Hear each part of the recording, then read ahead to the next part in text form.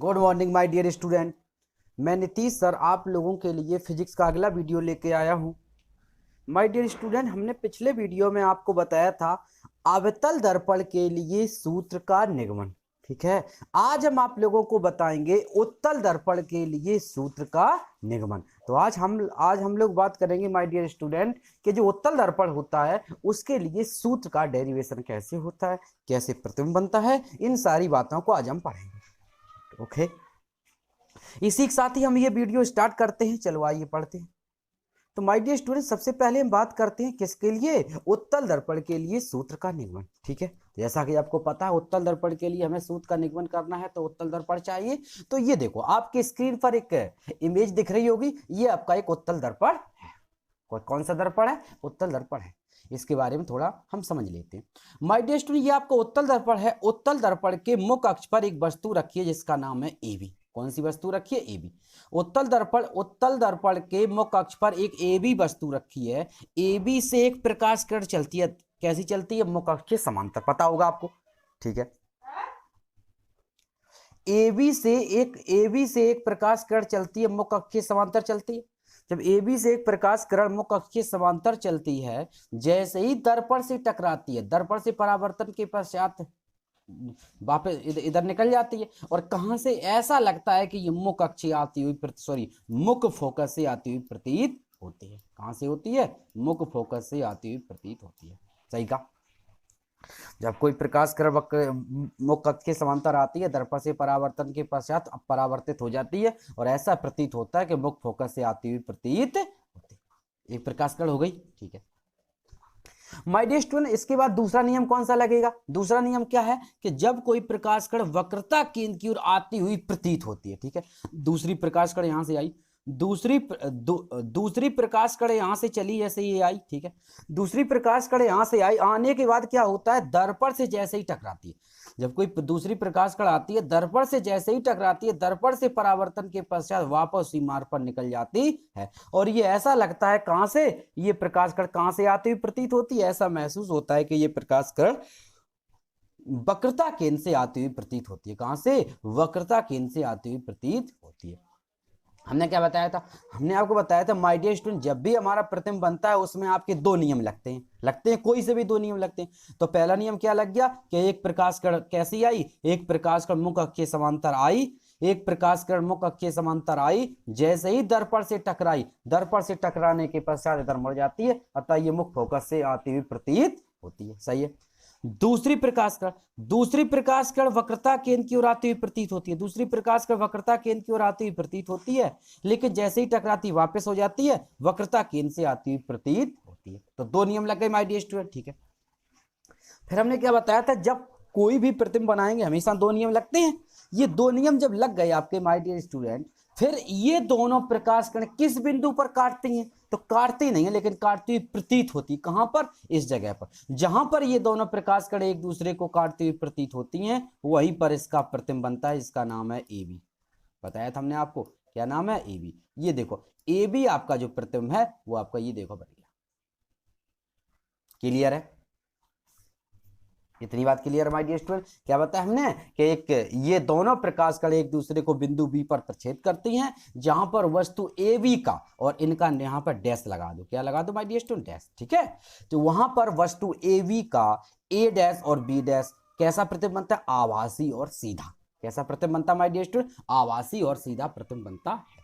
यहां तक जितनी भी बात हमने आपको स्पीड बताई, इसलिए बताई क्योंकि यहां तक की जो भी हमारी बात थी माय डियर स्टूडेंट, उत्तल दर्पण प्रतिबिंब का बनना, इनके क्या नियम होते हैं, कैसे बनता है, इसके बारे में हम आपको पिछले वीडियो में सब बता चुके। ठीक है, इसमें इसका प्रतिबिंब कैसे बनता है, कहां बनता है, इसका प्रतिबिंब कहां बनता है, कैसे बनता है, इन सभी के बारे में हम आपको पिछले वीडियो बता चुके हैं। ठीक है, इसलिए हमने आपको यहां पर थोड़ा सा स्पीड में बता दिया। कैसे बता दिया? स्पीड में बता दिया। ठीक है, यहां तक कोई प्रॉब्लम? पहले ही बताओ, यहां तक तो हमारे ख्याल से कोई आपको प्रॉब्लम नहीं होगी। यहां तक तो कोई प्रॉब्लम नहीं होगी, यहां तक तो क्लियर है। ठीक है, आगे चलते। अब इसके बाद हम बात करते हैं, उसको समझना, क्योंकि वो आपके लिए थोड़ा सा अलग होगा, वो आप लोगों ने अभी नहीं पढ़ा। ठीक है, चलिए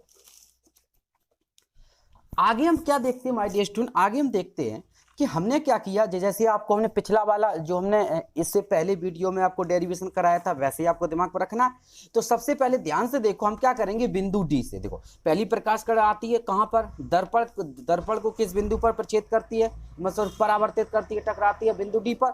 हमने बिंदु डी से इस मुख्य अक्ष पर लंब डाला जो मुख्य अक्ष को बिंदु ई पर प्रच्छेद करता है। क्या बताया हमने, बिंदु डी से मुख्य अक्ष पर लंब डाला। क्या डाला, लंब। बिंदु डी से मुख्य अक्ष पर लंब डाला जो मुख्य अक्ष को बिंदु ई पर प्रतिच्छेद करता है, जो मुख्य अक्ष को बिंदु डी पर क्या करता है, प्रतिच्छेद करता है।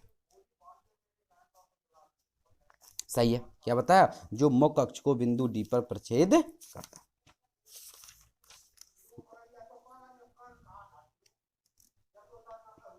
इतना आपका क्लियर है, यहां तक आपकी बात बिल्कुल क्लियर है माय डियर स्टूडेंट। ओके, हमने क्या किया, बिंदु डी से मुख्य अक्ष पर लंब डाला जो मुख्य अक्ष को बिंदु ई पर प्रच्छेद करता है।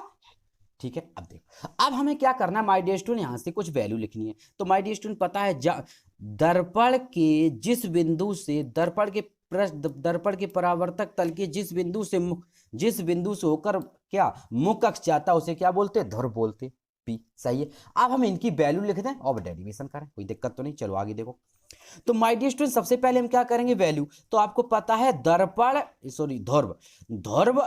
दर्पण के ध्रुव और वस्तु के बीच की दूरी होती है u होती है, और आपको पता है कि दर्पण के बाएं साइड कैसी होती है, निगेटिव। तो इसलिए हमने इधर की दूरी कैसी लिखी थी, माइनस में। इधर की दूरी किस में होगी, इधर की दूरी आपकी माइनस में होगी। फिर समझ लो क्या बताया हमने आपको, जो दर्पण होता है, दर्पण के बाएं साइड की जो भी आपकी दूरी होती है वो आपकी दूरी किस में होती है, माइनस में होती है। इसलिए आप इसलिए ध्रुव और वस्तु के बीच की दूरी हो गई माइनस के u। चलो आगे चलो। माय डियर स्टूडेंट मुझे पता है ये बी डैश और ए डैश प्रतिबिंब है, तो अब पता है ध्रुव और प्रतिबिंब के बीच की दूरी क्या होती है, v। तो ध्रुव और प्रतिबिंब के बीच की दूरी हमने मान ली v। हमने बताया था ध्रुव और प्रतिबिंब के बीच की दूरी क्या होती है, v। तो ध्रुव और प्रतिबिंब के बीच की दूरी हमने क्या मान ली, v मान ली। नेगेटिव या पॉजिटिव, तो आपको पता है माय डियर स्टूडेंट, जो भी हमारा ध्रुव होता है, ध्रुव के दाएं साइड दूरी कैसी होती है, पॉजिटिव। ठीक है, तो ध्रुव के दाएं साइड की बात कर रहे हैं, इसलिए ध्रुव और प्रतिबिंब के बीच की दूरी कैसी होगी, प्लस बी होगी। एफ है फोकस दूरी है, तो पी और इसके बीच की दूरी होगी एफ, यानी फोकस दूरी स्मॉल एफ होती है, तो यहां से यहां तक की दूरी होगी स्मॉल एफ। नेगेटिव होगी या पॉजिटिव, तो पॉजिटिव होगी। क्यों, क्योंकि ये उत्तल दर्पण है, और उत्तल दर्पण में फोकस दूरी किधर होती है, दाएं साइड होती है। ये हमने आपको जब डेफिनेशन इसकी बताई थी उत्तल दर्पण की, तब भी बताया था माय डियर स्टूडेंट कि याद रखना काम आएगा, उत्तल दर्पण की फोकस दूरी धनात्मक होती है, बताया था। ठीक है, आगे देखो।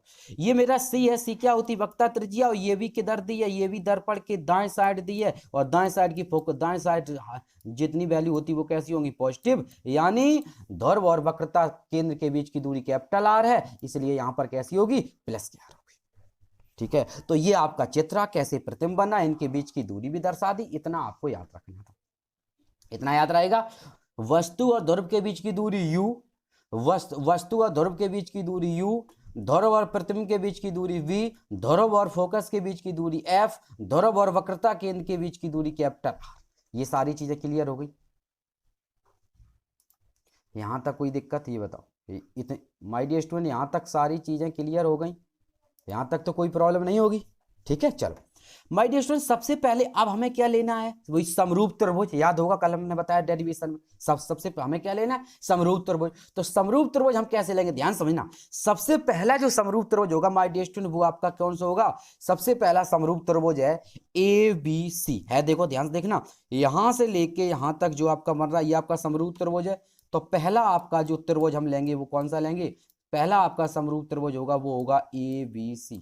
सही है, पहला समरूप त्रिभुज होगा ABC हुआ। दूसरा आपका समरूप त्रिभुज कौन सा होगा, पहला समरूप त्रिभुज होगा ABC, दूसरा आपका समरूप त्रिभुज होगा A dash B dash C। कौन सा होगा, दूसरा आपका जो समरूप त्रिभुज होगा वो कौन सा होगा, बताओ। दूसरा आपका समरूप त्रिभुज होगा वो आपका होगा my dear student A dash B dash और C। सही है, क्या बताया हमने, पहला जो आपका समरूप त्रिभुज होगा वो होगा ABC, और दूसरा समरूप त्रिभुज होगा वो होगा A dash B dash C। तो दो आपके समरूप त्रिभुज इस तरह से ले लेंगे। सही है। और वही क्या लेंगे, संगत भुजाओं का अनुपात बराबर होता है। कैसे करके देखो, इस बड़े वाले त्रिभुज की कौन सी भुजा खड़ी है, ए बी। छोटे वाले त्रिभुज की कौन सी भुजा खड़ी है, ए डैश और बी डैश। बड़े वाली त्रिभुज की ए बी भुजा किस पर खड़ी, बी सी पर। छोटे वाले त्रिभुज की किस पर खड़ी है, बी डैश सी पर। सही है, ऐसे ले लेंगे हम। अब मुझे पता है माय डियर स्टूडेंट, अगर पूछे ये दोनों समरूप त्रिभुज कैसे हैं तो आप लोग बता सकते, नहीं बता पाएंगे। देखो तो बता दोगे आप। देखो सबसे पहला तो ये हो गया कि कोण बी और कोण बी डैश दोनों 90 अंश के होंगे। हमने बताया था माय डियर स्टूडेंट, जहां भी आपकी वस्तु रखी जाती है, ठीक है, जब वस्तु रखी जाती है, वस्तु हमेशा मुख्य अक्ष पर 90 अंश के कोण बनाते हुए समकोण पर उपस्थित होती है, और जो प्रतिबिंब बनता है वो भी समकोण पर उपस्थित होता है। तो दोनों, एक कोण ये बराबर हो गया। दूसरा पता, ये दोनों कोण उभयनिष्ठ है, कोण सी दोनों में उभयनिष्ठ है। बताओ, तो उभयनिष्ठ हो गई, क्योंकि ए बी सी और ए डैश बी डैश सी दोनों में कौन सी उभयनिष्ठ, एक ये हो गया। जब दो कोण बराबर हो गए तो यही समरूप त्रिभुज सिद्ध करने की प्रॉपर्टी होती है। सही है, तो इस प्रकार हम एक त्रिभुज ये ले लेंगे। ठीक है, दूसरा समरूप त्रिभुज कौन सा लेंगे माय डियर स्टूडेंट, देखना दूसरा आपका समरूप त्रिभुज होगा डी ई एफ तथा समरूप त्रिभुज डी ई एफ तथा ए डैश बी डैश एफ में, क्या बताया, डी ई एफ तथा ए डैश बी डैश एफ में, ये दोनों ये दोनों जो त्रिभुज होंगे वो आपके कैसे होंगे, वो आपके समरूप त्रिभुज होंगे। यहां तक कोई दिक्कत, वो आपके समरूप त्रिभुज होंगे। सही है, क्लियर है, वो आपके क्या होंगे माय डियर स्टूडेंट, वो आपके समरूप त्रिभुज होंगे। चलो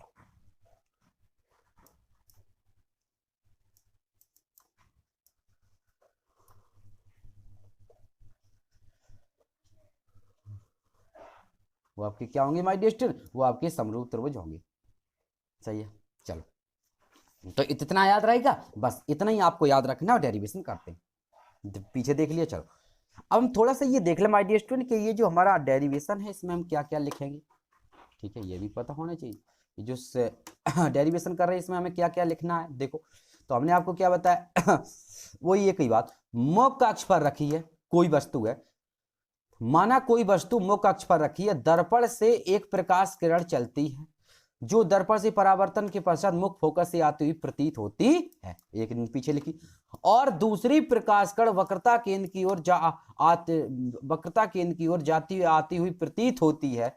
ये दोनों प्रकाश किरण जिस बिंदु पर काटती हैं वहीं जिस बिंदु पर काटती हुई प्रतीत होती हैं वहां वस्तु क्या है, ए बी, क्या है my dear student, A B, वहां वस्तु ए बी का कौन सा, आभासी, वहां वस्तु ए बी का कैसा प्रतिबिंब था, आभासी, वहां वस्तु ए बी का तो बता चुके, वहां वस्तु ए बी का आभासी तथा सीधा प्रतिबिंब ए डैश बी डैश बनता है। वस्तु दर्पण से यू दूरी पर रखी है, ठीक है, नेगेटिव पॉजिटिव उसी चिन्ह में देखते हैं हम। वस्तु दर्पण से यू दूरी पर रखी है तथा वस्तु का प्रतिबिंब दर्पण से वी दूरी पर बनता है। चाहो तो अगर आप चाहो तो यहां पर लिख सकते हो कि वस्तु दर्पण से माइनस बी दूरी पर रखी है, वस्तु दर्पण से माइनस यू दूरी पर रखी है तथा वस्तु का प्रतिबिंब दर्पण से वी दूरी पर बनता है। दर्पण की फोकस दूरी एफ है, बिंदु डी से मुख्य अक्ष पर लंब डाला। इतनी बात क्लियर है, इतना आपका कम से कम इतना आपको चित्र में लिखना है, थोड़ा चाहो और आप बढ़ा सकते हैं। ठीक है, जो हमने पीछे आपको बात बताई थी माय डियर स्टूडेंट, वही आपकी बात हमने यहाँ पर, वही आपको यहाँ पर लिखनी है, रचना। इतनी बात क्लियर है, ठीक, अब ध्यान से देखना, ठीक है, माइंड लगा करके अब डेरिवेशन शुरू करते। तो माय डियर स्टूडेंट जैसा हमने आपको बताया, ये वस्तु रखिए, दोनों समकोण बनेंगे, तो कैसे, क्योंकि ये देखो ये कोण एबीसी 90 अंश का कोण होगा तथा डीएफ 90 अंश का होगा। क्यों, क्योंकि हमने बताया आपने कि बिंदु डी से मुख्य अक्ष पर लंब डाला जो ई पर काटता है, तो डीईएफ कितने अंश का कोण होगा, 90 अंश का कोण होगा। ठीक, चलो अब हम हम वो लेते हैं समरूप त्रिभुज। तो हमने क्या बताया, इसलिए समरूप त्रिभुज ए बी सी तथा समरूप त्रिभुज ए डैश बी डैश सी से, अभी बताया था हमने, समरूप त्रिभुज ए बी सी, अभी देखा होगा, देख लो एक बार फिर। देखो समरूप त्रिभुज ए बी सी और समरूप त्रिभुज ए डैश बी डैश सी, दो आपके त्रिभुज बन रहे हैं। ठीक है, समरूप त्रिभुज, जब दो आपके समरूप त्रिभुज बन रहे हैं माय डियर स्टूडेंट, तो हम कह सकते हैं इस बड़े वाले त्रिभुज की कौन सी भुजा खड़ी है, ए बी, तो हम यहाँ पर क्या लिखेंगे, ए बी। बड़े वाले त्रिभुज की ए बी भुजा खड़ी है तो यहाँ पर हम क्या लिखेंगे माय डियर स्टूडेंट, यहाँ लिखेंगे हम ए बी लिख दिया। छोटे वाले त्रिभुज की कौन सी भुजा खड़ी है, तो यहाँ पर हम लिखेंगे ए डैश और बी डैश। छोटी वाली त्रिभुज कौन सी भुजा खड़ी है, छोटी वाली त्रिभुज की भुजा खड़ी है ए डैश और बी डैश, लिख दिया। अब मुझे पता है इस बड़े वाले त्रिभुज की जो ए बी भुजा खड़ी थी, हमने लिख दी, लेकिन वो खड़ी किस पर है, तो पता है ए बी जो भुजा है वो किस पर खड़ी है, वो आपकी भुजा बी सी पर खड़ी है, सही है। और छोटे वाले त्रिभुज की जो ए डैश बी डैश भुजा है वो किस पर खड़ी है, तो आपका आंसर होगा बी डैश सी पर खड़ी है। किस पर खड़ी है, बी डैश सी पर खड़ी है। फिर देखो जो बड़े वाले त्रिभुज है, बड़े वाले त्रिभुज की ए बी भुजा किस पर खड़ी है, वो खड़ी है ए डैश और बी डैश पर खड़ी है। छोटे वाले त्रिभुज की ए बी भुजा किस पर खड़ी, सॉरी बड़े वाले त्रिभुज की ए बी भुजा, छोटे वाले त्रिभुज की A dash B dash, A B भुजा किस पर खड़ी, बी सी पर, और छोटे वाले त्रिभुज की ए डैश बी डैश भुजा किस पर खड़ी, बी डैश सी पर है। एक लाइन बन गया। चलो इन सभी को उठा करके हमने यहां पर पुट कर दिया।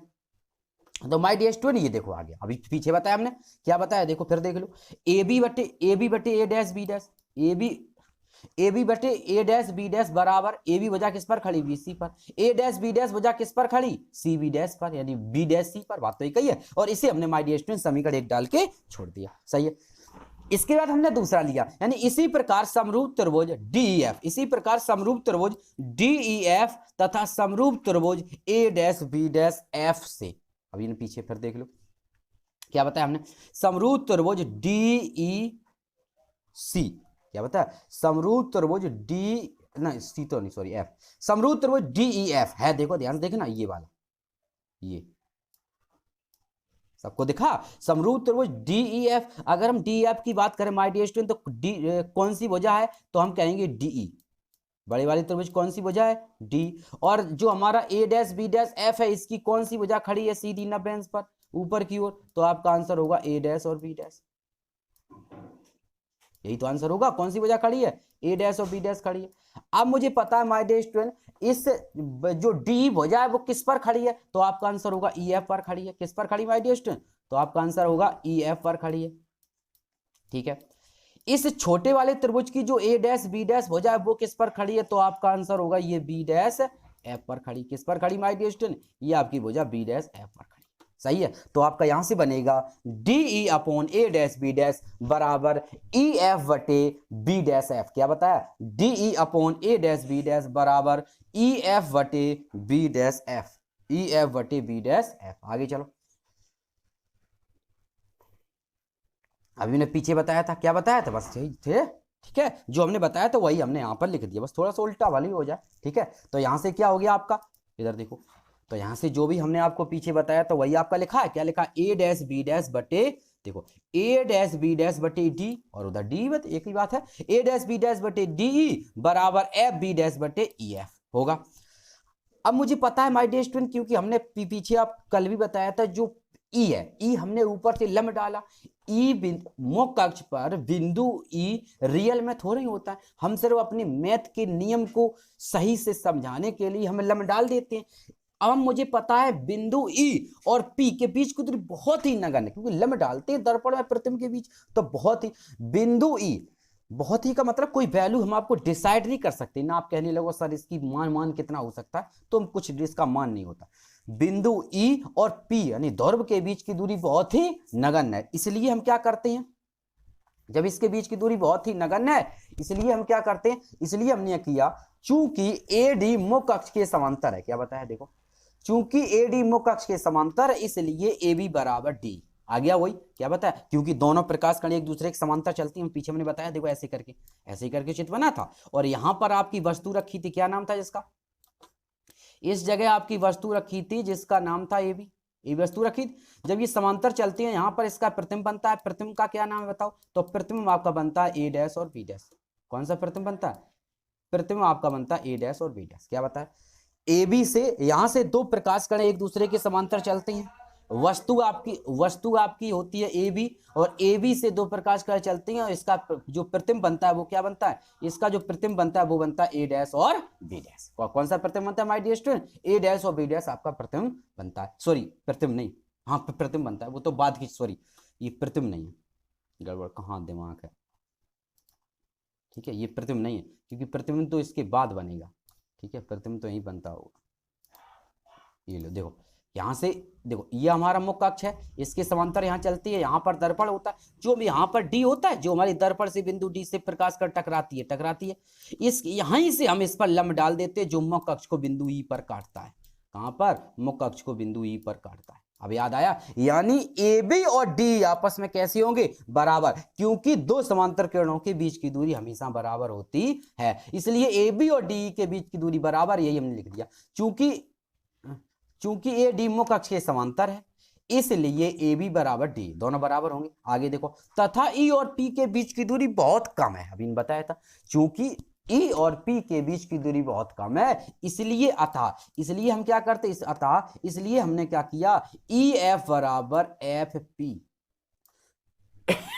ई एफ बराबर एफ पी, मतलब जिस जगह पर आपका ई लिखा हुआ था, ई को हटा करके उसके बगल वाला शब्द जो पी था रियल वाला, ध्रुव को हमने वहां पर उपस्थित कर दिया। सही है, वहां पर हमने किसको? ध्रुव को उपस्थित कर दिया। कैसे? देखो तो माय डियर स्टूडेंट, मेरी जो वैल्यू थी पीछे, देखना ध्यान से, मेरी जो वैल्यू थी पीछे वो ए डैश बी डैश बटे नीचे लिखा था डीई लिखा था पीछे, तो डीई की जगह हमने क्या लिख दिया? ए बी लिख दिया, बराबर एफ बी डैश अपॉन यहां पर लिखा था आपका एफ ही या ई एफ लिखा था पीछे, यहां पर आपका एफ ही लिखा था, एफ ही लिखा था, ई को हटा करके पी लगा दिया, तो ये हो गया एफ पी।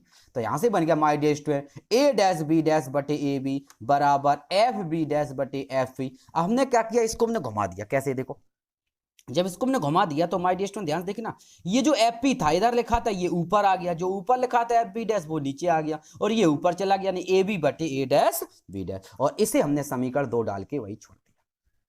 इतनी बात क्लियर है। समीकरण 1 पहले बना था, समीकरण 2 ये बना था, समीकरण 1 और 2 को वहीं पर हमने छोड़ दिया, मतलब समीकरण 1 और 2 को मान लिया। फिर हमने क्या लिखा? फिर हमने लिखा माय डियर स्टूडेंट समीकरण 1 और 2 से, देखना ध्यान से, समीकरण 2 को पहले ध्यान से देखो, देखा समीकरण 2 में ये वाली चीज देखो, देखी ए बी बटे ए डैश बी डैश। अब आ जाओ समीकरण 1 पर, समीकरण 1 में जरा ध्यान से देखो, समीकरण 1 में ध्यान से देखो, ये दोनों वैल्यू बराबर है। समीकरण 2 में ए बी बटे ए डैश बी डैश और समीकरण 1 में ए बी बटे ए डैश बी डैश, ये दोनों वैल्यू आपको बराबर, जब ये दोनों वैल्यू बराबर हैं तो माय डियर स्टूडेंट जो भी शेष पार्ट बचा वो भी तो बराबर होगा, यानी बीसी बटे सी बी डैश क्या होगा माय डियर स्टूडेंट? बीसी बटे सी बी डैश, बीसी बटे सी बी डैश बराबर एफ बी बटे एफ बी डैश, ये दोनों आपस में कैसे होंगे? बराबर होंगे। कैसे? देखो आ गया, तो हमने, क्योंकि वो तो ए बी बटे A dash B dash cancel हो जाएगा, तो यहां से बन गया my dear student F P बटे एफ बी डैश बराबर बी सी बटे सी वी डैश, और ये हमारी वैल्यू आ गई। अब देखो, अब इसको थोड़ा सा हम ऐसे ही समझा दें, इधर देखना, ऐसा समझ लो ध्यान से, बस देखो, ये मेरा ध्रुव होता है, सही है, ये मेरी वस्तु रखी है बी, ये भी वस्तु है ऊपर, सही है, ये मेरी वस्तु रखी है, यहाँ पर आपका प्रतिबिंब बन रहा है, ये आपका फोकस है, और ये आपकी वक्रता त्रिज्या है सी, और ये आपकी वस्तु है जिसका नाम है ए डैश और बी डैश। सही, क्या नाम है? जिसका नाम है ए डैश और बी डैश। बन गया। अब ध्यान से देखना, एफ और पी के बीच की दूरी ध्यान से देखो, पी रहा ये देखो, इसके बीच की दूरी माइनस की यू है, हम बता चुके, आपको बताई थी, इसके बीच की दूरी कितनी है? माइनस की यू है। पी और ये हमारा प्रतिबिंब बन रहा है, तो ये कितनी होती है? प्रतिबिंब के बीच की दूरी वी होगी। सही है, मुझे पता है ये जो कैपिटल एफ, मुझे पता है कैपिटल एफ आपकी फोकस दूरी है, तो ये क्या होगी? Small F. कैपिटल एफ आपकी फोकस दूरी है, तो ये क्या होगी? स्मॉल एफ होगी। और सी आपकी वक्रता त्रिज्या है, जिसकी बीच की दूरी क्या होगी? आर। फिर देख लो ध्यान से, बी आपकी वस्तु है, तो बी और पी के बीच की दूरी माइनस की यू है। बी डैश आपका प्रतिबिंब बन रहा है, तो ध्रुव और प्रतिबिंब के बीच की दूरी वी है, और पी आपकी फोकस दूरी है, ध्रुव और फोकस के बीच की दूरी वी है, सॉरी एफ है, सॉरी गलत हो गया, ध्रुव और फोकस के बीच की दूरी क्या है? एफ, क्योंकि फोकस दूरी है, और ध्रुव और वक्रता के इनके बीच की दूरी कैपिटल आर। अब देखो सबकी वैल्यू हम रखे हैं यहाँ पर, एफ पी लिखा है, एफ और पी के बीच की दूरी ध्यान से देखना, एफ और पी के बीच की दूरी एफ, तो यहाँ पर हमने एफ लिख दिया, ठीक। एफ बी डैश देखो ध्यान से, एफ ये रहा, बी डैश ये रहा, तो यहां से यहां तक की एफ, यहां से यहां तक की जो बी, तो बड़े वाले में से छोटी वाली घटाओगी तो ये हो गया एफ माइनस बी। क्या हो गया my dear student? F minus B. B C, B और सी के बीच की दूरी ध्यान से देखना, बी सी लिखा है, हाँ, बी और सी के बीच की दूरी ध्यान से देखना माय डियर स्टूडेंट, बी और पी के बीच की दूरी माइनस की यू, P और C के बीच की दूरी कैपिटल R, दोनों को जोड़ेंगे तो क्या हो जाएगी R माइनस यू, क्योंकि U नेगेटिव है, इसलिए B और C के बीच की दूरी हमने रख दी यहां पर R माइनस यू, हो R माइनस यू पुट कर दी। और C और CB डैश के बीच की दूरी तो कितनी R माइनस बी, क्योंकि यहां से यहां तक B और यहां से यहां तक R, तो CB डैश के बीच की दूरी हमने यहां पर कितनी रख दी, हमने यहां पर इसकी वैल्यू रख दी R माइनस बी। कितनी रख दी माय डियर? बिल्कुल कुछ नहीं है, वैल्यू ही रखने में थोड़ा सा ध्यान से रखना है बस, ठीक है। और हमें नहीं लगता है कि वैल्यू में ज्यादा कोई प्रॉब्लम होगी, तो ये हमारी वैल्यू आ गई, ठीक है। अब मुझे पता है माय डियर स्टूडेंट, जो भी हमारी वक्रता त्रिज्या होती है, वक्रता त्रिज्या क्या होती है? वक्रता त्रिज्या फोकस दूरी के दुगने के बराबर होती है, पता है। जो कैपिटल आर होता है वो 2f के बराबर होता है, पहले इतना बताओ, होता है, सही है, ओके। मुझे पता है माय डियर स्टूडेंट, जो भी हमारा कैपिटल आर, मुझे पता है जो कैपिटल आर होता है वो 2f के बराबर होता है, यानी वक्रता त्रिज्या दुगनी फोकस दूरी के दुगने के बराबर होती है।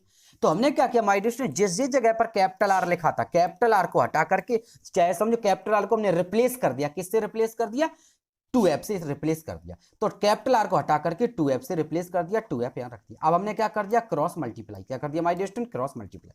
अब हमने इसको क्रॉस जब मल्टीप्लाई कर दिया, ध्यान देखना, जब क्रॉस मल्टीप्लाई करेंगे, f की मल्टीप्लाई 2 में करेंगे तो ये 2f स्क्वायर आएगा, क्या आएगा? 2f स्क्वायर, 2f स्क्वायर आएगा। इसमें करेंगे 2f स्क्वायर माइनस bf होगा, सही है, 2f स्क्वायर माइनस के bf होगा। जब इसमें गुणा करेंगे तो ये होगा 2f स्क्वायर, कितना होगा? 2f स्क्वायर होगा, यानी 2f square, 2f square minus bf बराबर 2f स्क्वायर होगा। और फिर f का गुणा इसमें करेंगे तो माइनस के uf होगा, है, और फिर p का गुणा करेंगे माइनस के 2bf होगा, और फिर जब इसमें करेंगे तो माइनस माइनस प्लस ये होगा ub होगा, सही है। यही लाइन आपकी अगले, ये देखो लिखिए, यानी जब हमने मल्टीप्लाई कर दिया तो 2 क्रॉस मल्टीप्लाई, बस 2f स्क्वायर माइनस bf बराबर 2f square minus uf minus 2bf plus के ub। अब ध्यान से देखना my dear student, 2f square से 2f square cancel, 2f square से 2f स्क्वायर जब हमने कैंसिल कर दिया, अब हमारा क्या बच गया? देखो ध्यान से, 2f स्क्वायर से 2f स्क्वायर जब हमने कैंसिल कर दिया तो हमारा यहां से बन गया माय डियर स्टूडेंट, क्या बन गया? माइनस के vf बन गया, ये बचा माइनस के bf, इधर बच गया माइनस uf माइनस 2vf और प्लस के u प्लस ub। ये माइनस के जो 2vf बचे हैं ये दोनों उधर जाएंगे तो किसके हो जाएंगे? प्लस के। तो माय डियर स्टूडेंट, इस माइनस 2vf को इधर हम लाई तो हो गया माइनस के 2vf माइनस vf बराबर माइनस uf प्लस ub। अब माइनस के 2vf में से एक vf कम कर देंगे तो हमारा क्या बचेगा माय डियर स्टूडेंट? तो 2vf में से एक vf कम कर दिया, आपका बच गया एक vf, ठीक है। एक vf बराबर माइनस uf प्लस ub। अब हमने क्या किया? दोनों पक्षों में uvf से भाग देने पर, क्या देने पर? भाग, दोनों पक्षों में हमने uvf से भाग दे दिया, ध्यान समझना, दोनों पक्षों में जब uvf से भाग दे दिया तो आपका ये बन गया। अब ध्यान से देखना क्या क्या कट रहा है, vf से vf कैंसिल, ठीक, uv से uv कैंसिल, u से u कैंसिल, f से f कैंसिल। मेरे पास क्या बचा? मेरे पास जो बचा वो बचा 1/u, बचा 1/u बराबर 1/f माइनस 1/v, यही बचेगा माय डियर स्टूडेंट। देखो इस जगह क्या बचा? u, इस जगह क्या बचा? f, और यहाँ क्या बचा? आपका v। तो बन गया 1/u बराबर 1/f माइनस 1/v। ये वैल्यू अगर इधर लाओगे तो आपका क्या बन जाएगा? यहाँ से आपकी वैल्यू बन जाएगी my dear student 1/u plus 1/v बराबर 1/f। क्या बताया? 1/u 1/u प्लस 1/v बराबर 1/f। तो ये आपका यहां से क्लियर हो गया, सही है। क्या बन गया? 1/u प्लस 1/v बराबर 1/f। यही आपका डेरिवेशन कंप्लीटेड हो गया, ठीक है। तो माय डियर स्टूडेंट जरा ध्यान से देखना, अवतल दर्पण का डेरिवेशन जब कराया था उसका भी रिजल्ट यही आया था, और उत्तल दर्पण का डेरिवेशन कराया था तो भी मेरा रिजल्ट यही आया। इसलिए हमें किसी का नाम अगर ना दें, नाम उत्तल दर्पण का है ना अवतल दर्पण का, जनरल भाषा में इसे दर्पण का सूत्र भी कहते हैं। क्यों? क्योंकि कोई सा भी दर्पण दोनों का होता तो एक ही है, ठीक है, इसलिए हम इसे दर्पण का सूत्र भी कहते हैं। अभी हम जब आपको लेंस पढ़ाएंगे तो लेंस का भी डेरिवेशन कराएंगे। अंतर कितना होगा? यहां पर जो प्लस का चिन्ह आ रहा है इसकी जगह हमारा माइनस का चिन्ह लग जाएगा, ध्यान समझना। जो आपका इस जगह प्लस का चिन्ह आ रहा है इसकी जगह माइनस का चिन्ह लग जाएगा, वो आपका डेरिवेशन किसका हो जाएगा? वो आपका डेरिवेशन लेंस का हो जाएगा। किसका हो जाएगा माय डियर स्टूडेंट? वो आपका डेरिवेशन लेंस का हो जाएगा। यहां तक बात क्लियर है? समझ में आया? ठीक है, ओके। तो ये आपका माय डियर स्टूडेंट जो भी हमने आपका टॉपिक शुरू किया था उत्तल दर्पण का डेरिवेशन, ये कंप्लीट हो चुका है। आपको क्लियर, आशा है कि आपको क्लियर समझ में आया होगा। जो भी आपके डाउट हो उन्हें क्लियर कर लें। और पीडीएफ हमारे ग्रुप से पीडीएफ आपको मिल जाएगी, ठीक है, इसकी आपको पीडीएफ भी मिल जाएगी और उसको कॉपी में नोट कर लें, नोट्स बना लें, जो भी आपके डाउट रह गए उन